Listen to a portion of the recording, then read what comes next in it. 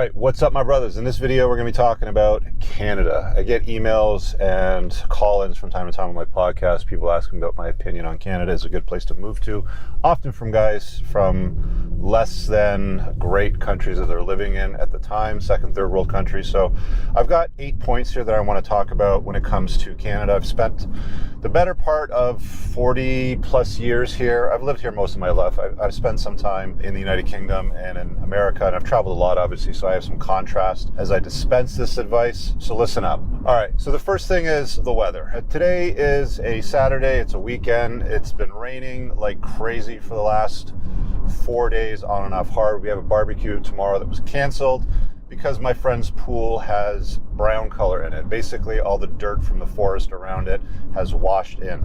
We've had horrible weather in Canada the last probably decade, I would say, at the very least. All right, number two, let's talk about taxes. Everybody's favorite subject when it comes to Canada.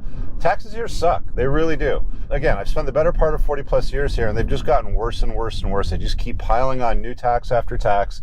I remember when I was a lot younger, you could go and buy a car on the used car market and not pay a certain tax. Then they apply the tax onto that.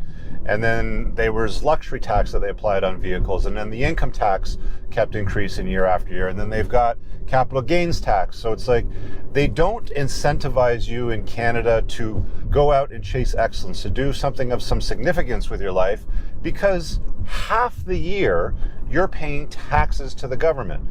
Why do we pay taxes to the government when they can print an unlimited supply of money and there's no accountability for how they spend the money? They can literally do whatever they want. Sure, there's some yelling back and forth in Parliament, for the opposing parties, trying to criticize the party that's in power, but taxes never, ever go down. They're continuously going up. The third thing I want to talk about is wokeness and politics. The politics here suck, guys. They continue to vote for government and policies that keep pushing the notions and ideas of rainbows, the alphabet crowd, progressiveness. There's nowhere that you can go in the summertime in urban cities in Canada where you won't see the variety of flags. You won't see the maple leaf flag anywhere.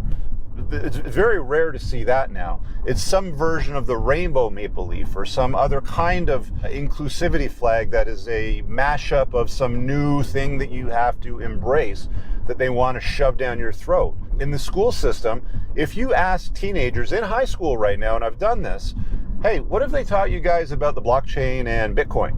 Nothing. Kids in high school know nothing about the blockchain and Bitcoin, but they know everything about all the genders and the inclusivities and how you need to talk to somebody with certain pronouns and all that sort of stuff. They've been taught that since elementary school, and it's not changing anytime soon. It's just getting worse and worse and worse. Let's move on to number 4. We'll talk about crime. Everybody's like, oh, Canada must be so safe. There's no guns there. You're not allowed to own firearms, or it must be super safe because it's so difficult and gun crime must be low. That's not true. We have car hijackings here at record levels, higher than many places in the world, for a number of reasons. One, we don't have the ability to protect ourselves with firearms here. In the United States, you can keep a firearm, your glove box, on you, in your person, and you can defend yourself. In Canada, it's very easy for you to get black market firearms.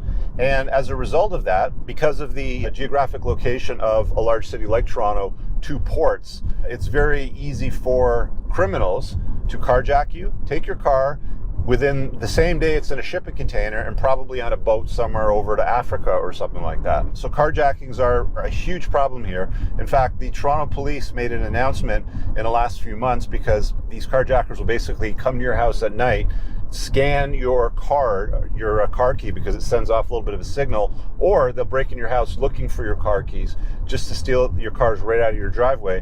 And they're not encouraging you to hide your car keys, put your car in your garage, maybe put a club on your steering wheel like we used to back in the day when I was a kid.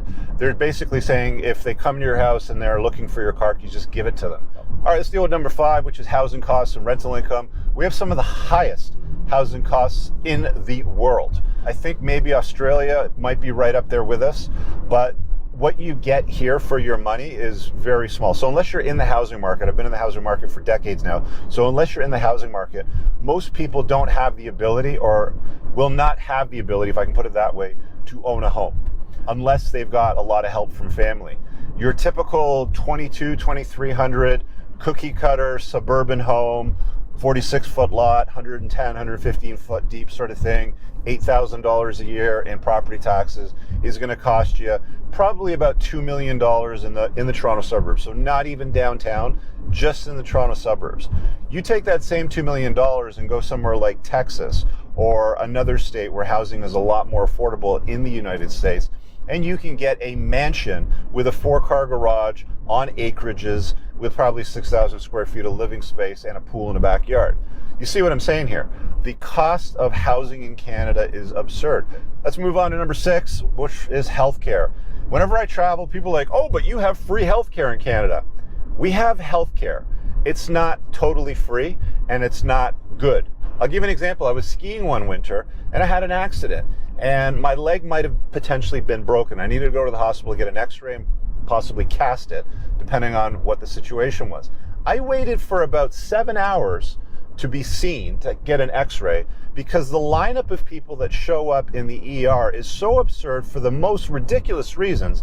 There was moms in there with like a sick sniffling kid, and she'd be like, oh, look, there's a dot on his back that wasn't there yesterday, a little tiny zit or something like that, to the nurse. And it's like, you have this lineup of people that are forcing you to wait because you're not paying for healthcare. You just show up and it's free. So they go in there for any little thing.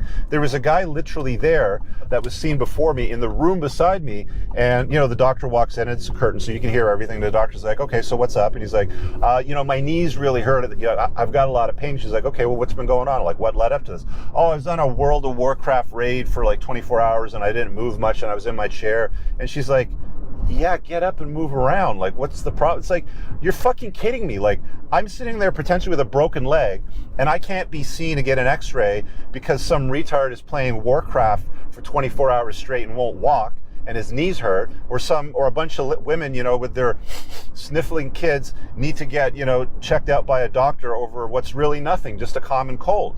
And the next one I got on my list is refugees and immigration. Canada is a country of immigrants. There's no doubt about that. It's not like the States where, you know, you kind of melt in. It's like a melting pot in the States, whereas in Canada, it's more of like a fruitcake. You know, so you get a little bit of like these pockets of fruit in the bread as it's baked, and then they just isolate themselves here. They don't immerse themselves into Canadian culture. They stay within their kind, if I can put it that way, and they shop within their shops. It's very, very common here. If you go to a Chinese neighborhood, all the signage is in Mandarin. You go to an Indian neighborhood, same thing. It's always been that way here, and there's not a lot of integration, there's not a lot of commonality, there's not a lot of Canadian identity to it. And the other problem too is we have such a huge influx of immigrants and refugees coming into Canada now.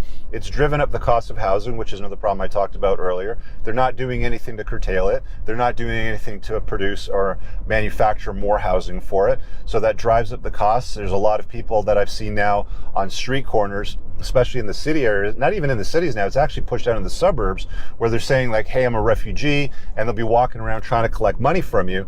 And it's, at this point in time right now, it's a lot of Muslim women. I think that the husband is dropping off the wife or the wives at different corners to try to collect some money in that sense or regard. And it's everywhere now. All right, guys, I really hope that you enjoyed that clip. If you want to check out the full-length podcast episode, you can find that right over here. Also, make sure you visit my website over here where you'll find my supplements, the opportunity to book me privately one-on-one for coaching, and most importantly, my new School of Unplugging, which you'll find on the courses tab. Newer to the channel, hit subscribe.